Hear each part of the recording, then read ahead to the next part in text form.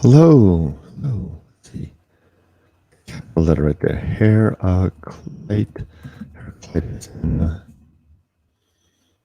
And all. And we'll do that at that. Good morning. Anyone? Okay, so we're translating page 26 of Johann Zimmermann's Solitude. Got that first part there.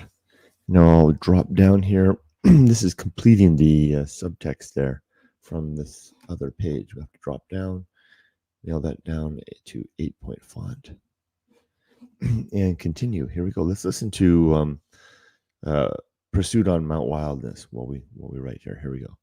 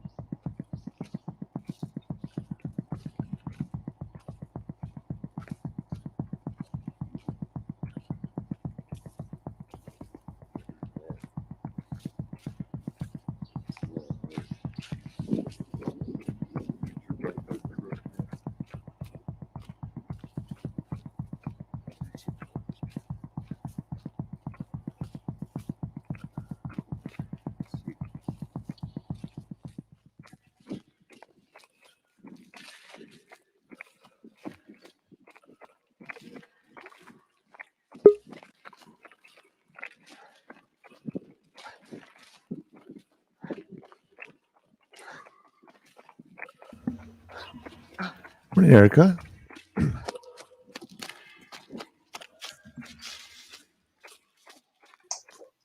Hello. Hey, how you doing? I'm fine. How about you, Mr. Kurt? Doing very well. Thank you. Yeah. That's good. I'm finishing my first cup of coffee, so things are starting in earnest. Okay. That's good. Wait,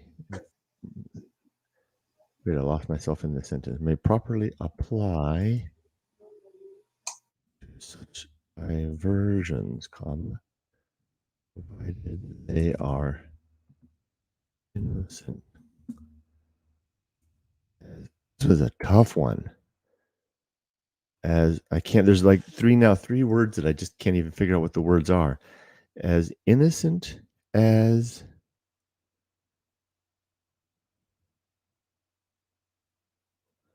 provided they are innocent. What the heck? Let me take a close look.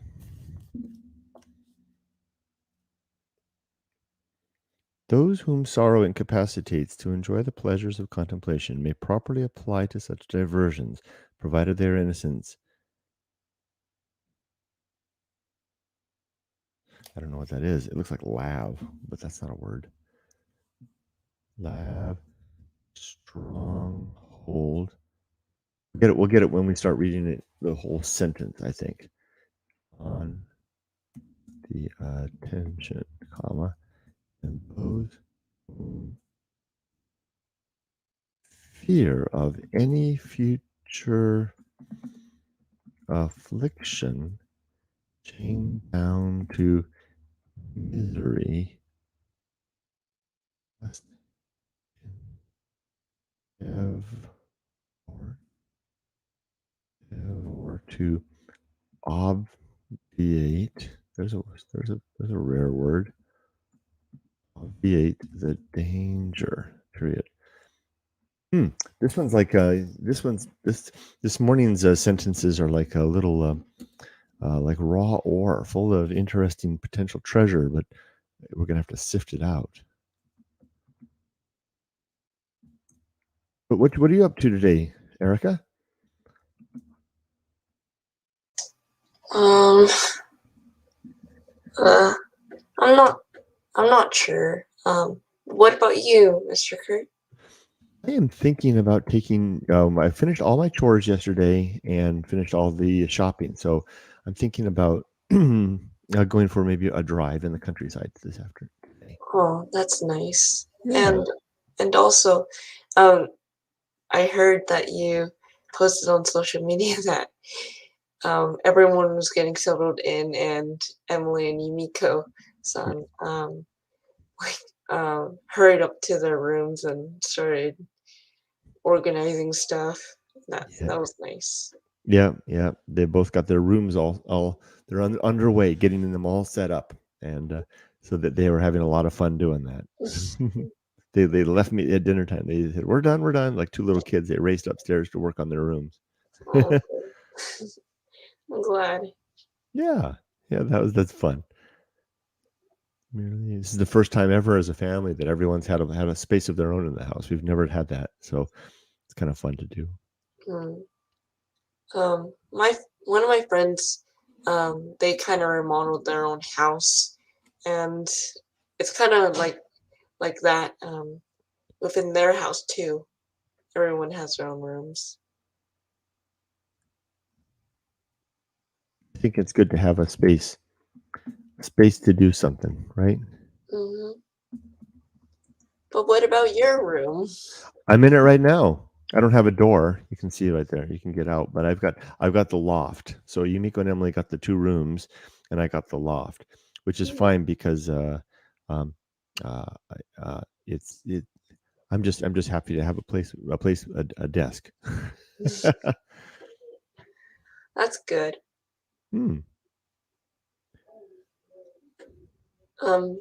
Now with the passage, do you think it's basically saying regarding, innocence as like being carefree, or innocence as to prove their innocence in some wrongdoing? I expect it's probably the first one. Okay.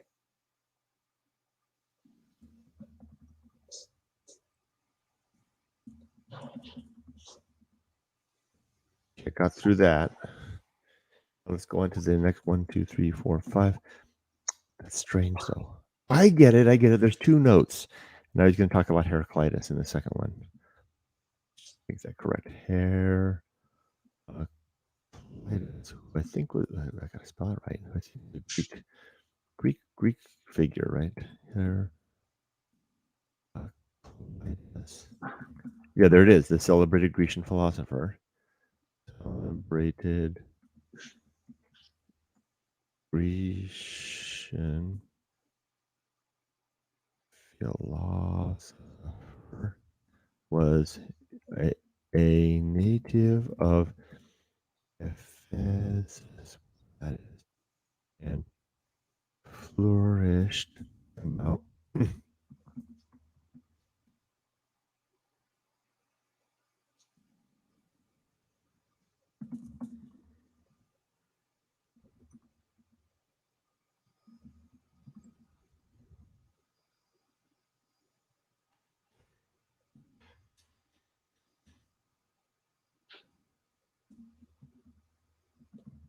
Oh, and hello everybody for those who are watching this hour. Good to see you.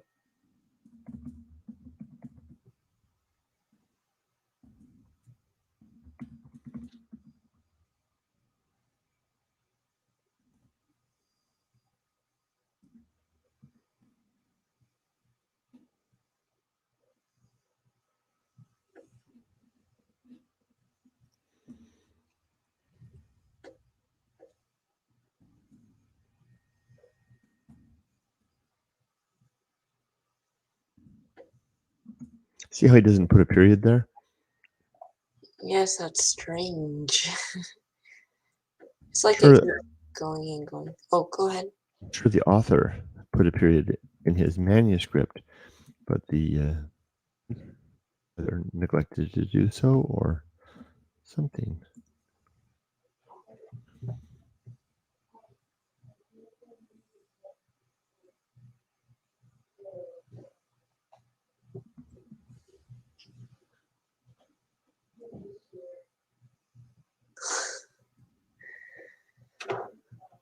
Oh, I think Hearsay Herman says, or someone says, hello people, hello. Well, it's not that much dash, and he's back. He's back to having his kana in his desk. Change your Okay. mind. Change your mind, eh?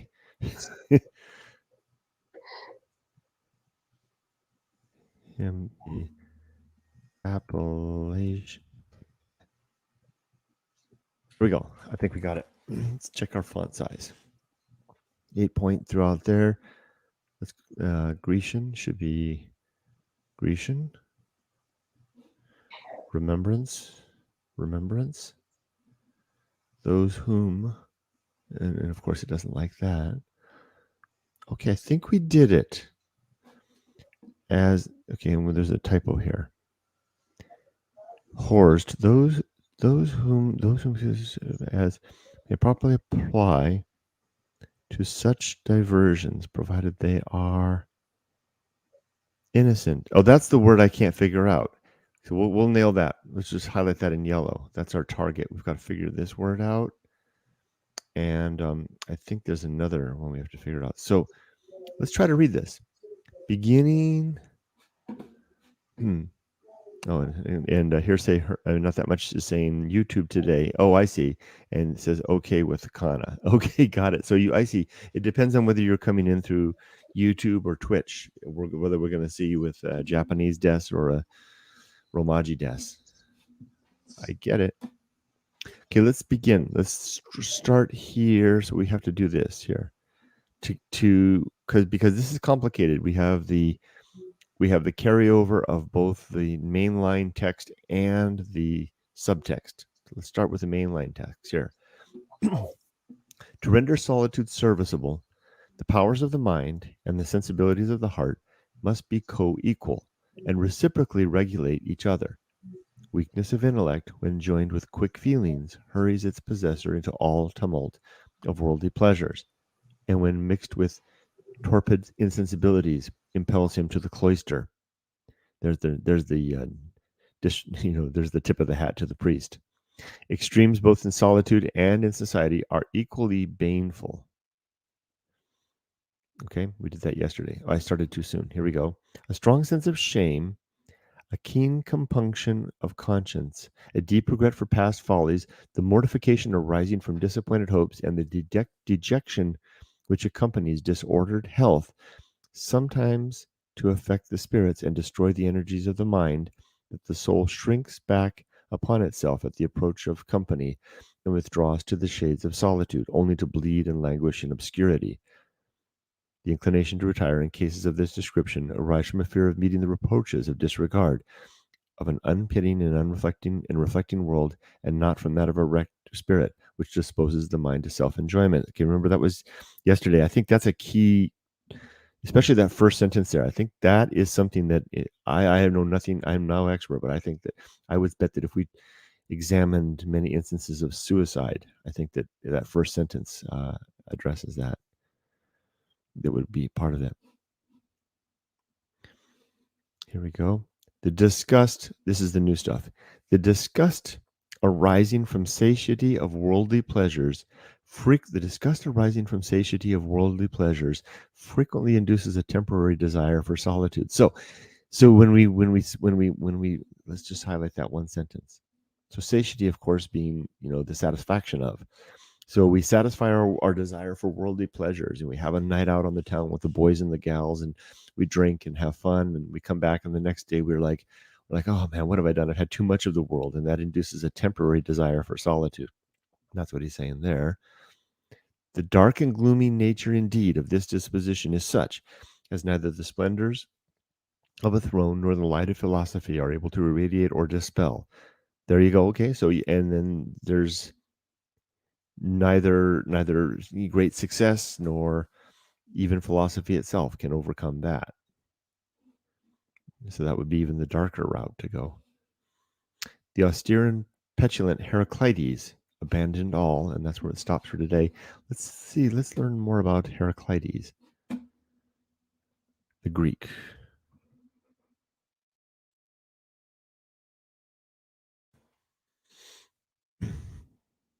Heraclitus of Esphius was an ancient Greek, pre-Socratic Ionian philosopher and a native of the city of Ephesus, which was then part of the Persian Empire. His paradoxical philosophy and appreciation for wordplay and cryptic utterances has earned him the epithet the obscure since antiquity. The austere and petulant, and I'm not sure what I understand what petulant means.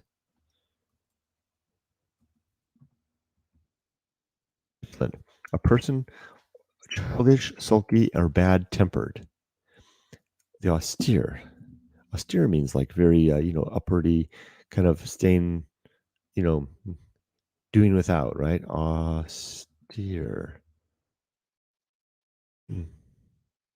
Severe or strict in manner, attitude, or appearance. So kind of strict and uppity and childlike and petulant. Heraclitus, abandon all. Okay, well, we'll have to find out what the rest of that means tomorrow. So I think we got the mainline text. Figured I didn't add a lot, but it's heavy stuff.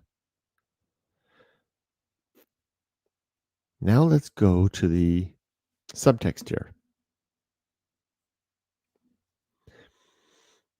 It may be laid down, says a celebrated writer, as a position which will seldom deceive, that when a man cannot bear his own company, there's something wrong. That's a heavy statement. It may be laid down, says a celebrated writer, but who? As a position which will seldom deceive, that when a man cannot bear his own company, there is something wrong. He must fly from himself, either because he feels a tediousness in life from the what the heck is it? Ipkogos. Did I spell that wrong?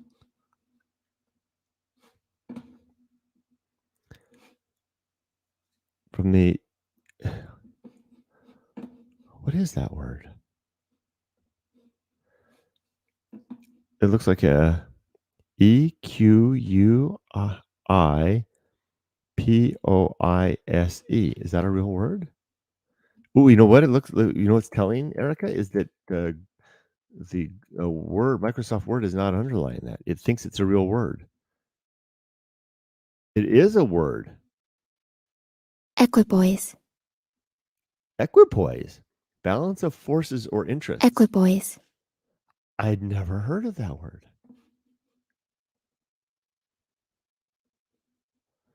Okay. So a balance of forces or interest. He must fly from himself, either because he feels a tediousness in life from the equipoise being a balance of forces or interest, either because he feels a tediousness in life from the equipoise of an empty mind, which, having no tendency to one notion more than another, but as it is impelled by some external power, must always have recourse to foreign objects. Or he must be. That's heavy. So picture somebody who is in such a state of life that everything is so balanced. You know who I'm thinking of? You know who I'm thinking of? I'm thinking of the Queen of England. Because in her world, everything is settled. Everything is done. Everything is just so, right? So she has an equipoise. I wouldn't go so far as to say she has an empty mind, but if you live in such a world where it's a state of equipoise, it's balanced of forces and interests, and you have nothing that really compels you to have different thoughts, then you may and you have no tendency to one notion or the other, but that is impelled by external power. Imagine all of those around you telling you that it's got to be a certain way. Then so that's an example. I'm not going to impose that upon the Queen of England now, but I imagine someone in that condition might be like that. He must fly from himself, either because he feels a tediousness in life from an equipoise of an empty mind, which having no which I need to pause there. He must fly from himself, either because he feels a tediousness in life from the equipoise of an empty mind, which, having no tendency to one notion more than another, but as it is impelled by some external power, must always have recourse to foreign objects. What does that mean? Recourse to foreign objects.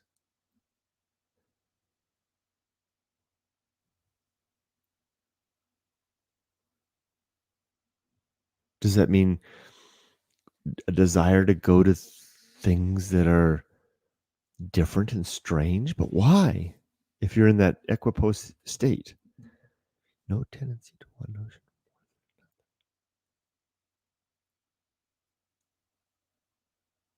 Or maybe foreign objects means someone or something else that can suggest the way.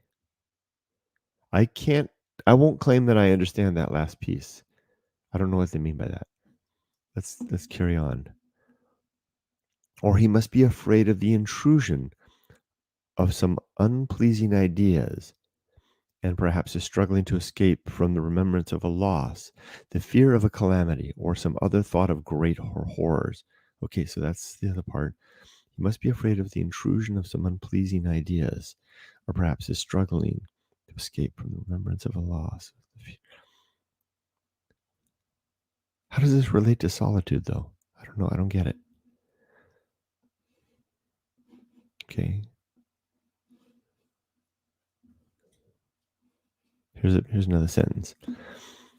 Those whom sorrow incapacitates to enjoy the pleasures of contemplation, those whom sorrow incapacitates to enjoy the pleasures of contemplation,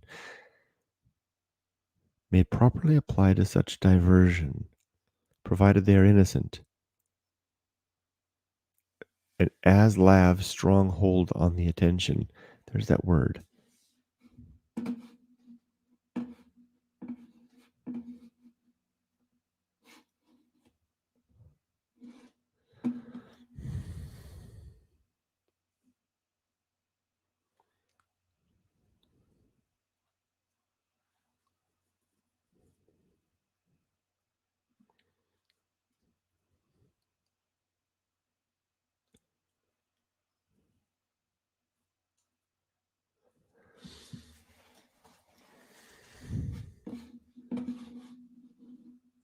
Not that much just says you missed the. I'm sorry, I wasn't paying attention. Where did I miss the? Was it back up higher up? Not that much, Des?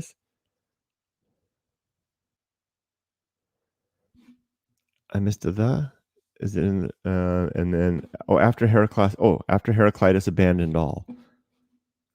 Okay, yeah, no, I know what you're talking about. The right there, that's deliberate, because see, this the is going to carry on. This is a writing artifact of this old document that's going to carry on the first page of the next text. So that's for tomorrow. Now, I don't know why, but they do. The publisher did this. They put whatever we don't do this now. They put the next word, the first word of the next page at the very bottom like that. That's what that is. So we'll get that tomorrow. Well, I'm not that sure, but equipoise is more seen like unbalance or uncertainty. I think you got it right. Isn't that what it meant? Equipoise, balance of forces or interests. Well, this one, it says here that it's equipoise. To say it right, balance of forces or interests, and you're saying that it's unbalance or uncertainty. As if something in our mind isn't quite agreeing with other thoughts.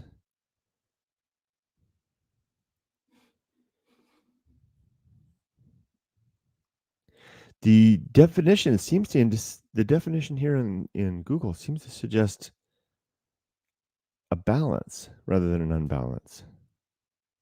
Maybe the usage is different. I don't know.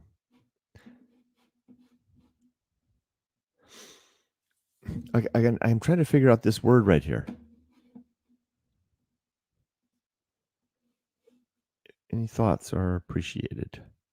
This word in yellow. Those whom sorrow. Well, first, let's find out if laugh is not a word because it's underlined in red. Okay, what the heck could this possibly be? Let me take a close look at the original here. Those whom sorrow incapacitates to enjoy the pleasures of contemplation.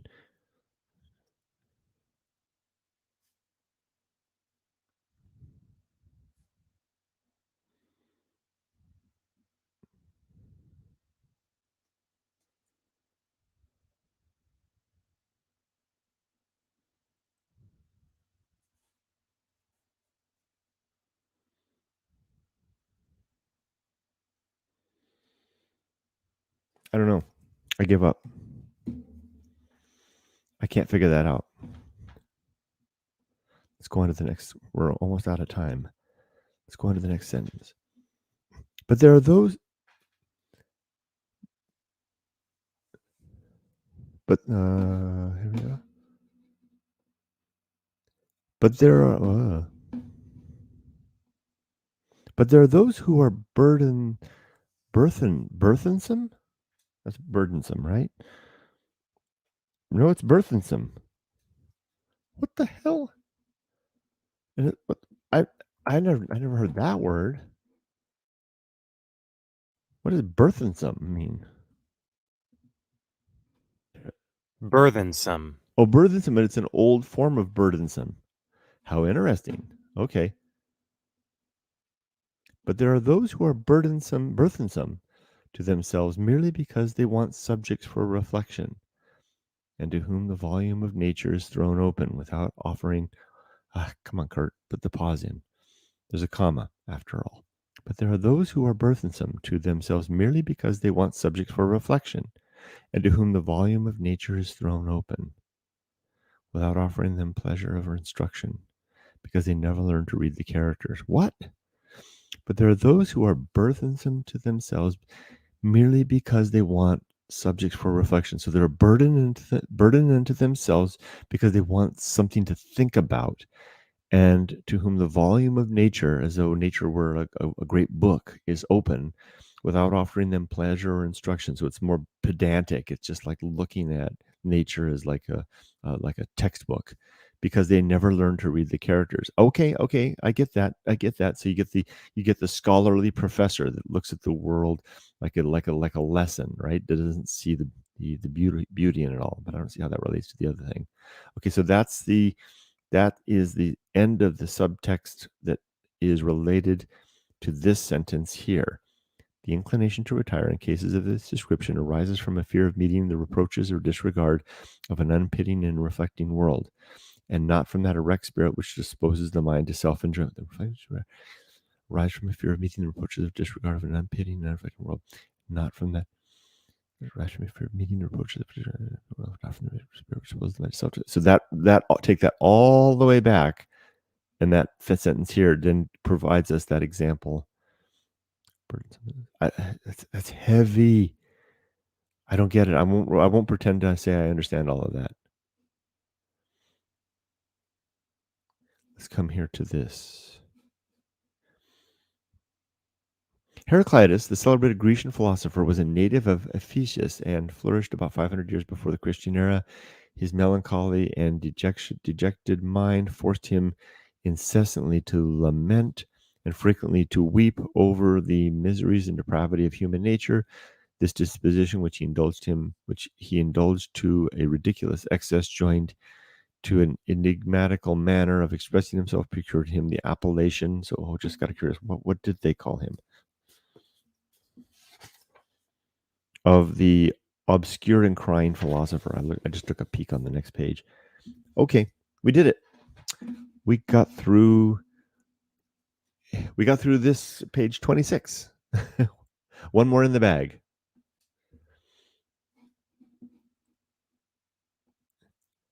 Great.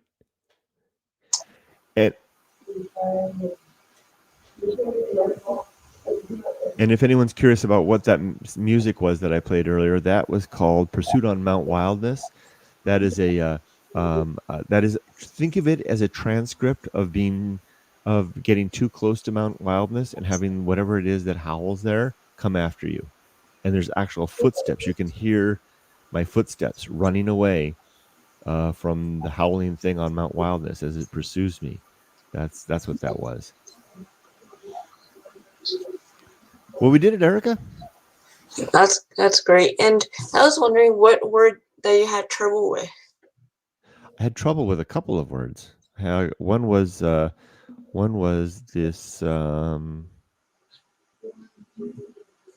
Burthensome. You can see it.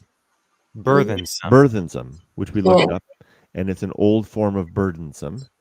And the other word, the one that I couldn't figure, and there was one other that we'd figured out as well. Oh, here it is. Equipoise. We figured that one out too. Equipoise.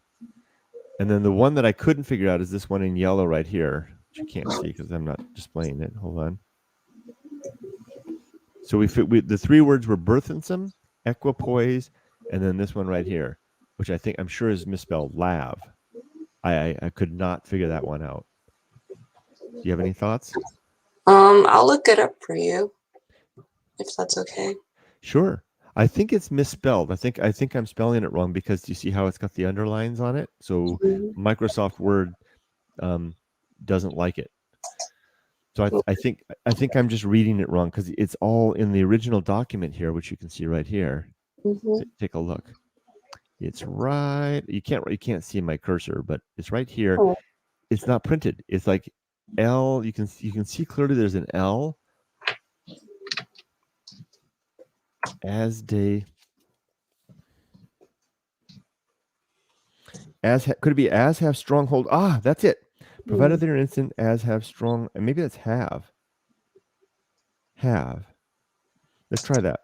Those whom sorrow incapacitates to enjoy the pleasures of contemplation may properly apply to such diversions, provided they are innocent, as have strong hold. There, bingo. Have. That's it.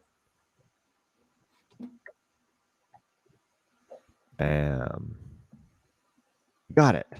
As have strong hold on the attention, and those whom fear of any future affliction chain down to misery must endeavor to obviate the danger.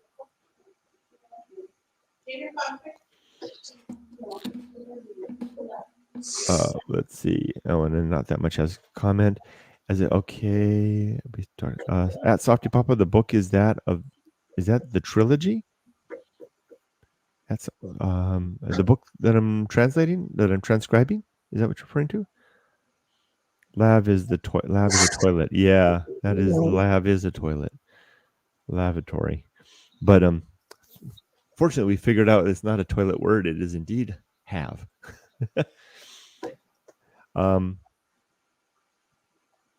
It's not is this book. If you're referring to this book, not that much, Jessica. It's not a trilogy. It is there. It is two books, two volumes. I have only been able to find volume 2. Oh, did he write 3 books on Solitude? This one has this is volume 2 of 2 for this Solitude series. Maybe he wrote a 3rd book of another one. I don't know. But it's really I haven't been able to find volume 1. I mean, I found it once. It's in another Project Gutenberg, but it's an online version, and I want to get an actual physical copy. But that's good to know. I didn't know he had 3. All right. Well, we are over time. So, Erica, is there anything else you want to say before we close for today? Well, I hope everybody has a good day, and sorry for confusing not so much Gus. By the way, you're pretty wise, I would say. We're thank you for helping us out. Well, more so, Mr. Kurt, I really didn't do anything, so thank you. Yeah, thank you. Thank you. Not that much, Jess. We really appreciate your help. All right. Well, I hope we all have a good day. Make it a it's a Sunday, or at least here in this hemisphere. Yeah. I hope you make it a fun and productive day, and we'll do it again next time. All right. Take care. All right. Bye, everybody. Bye-bye.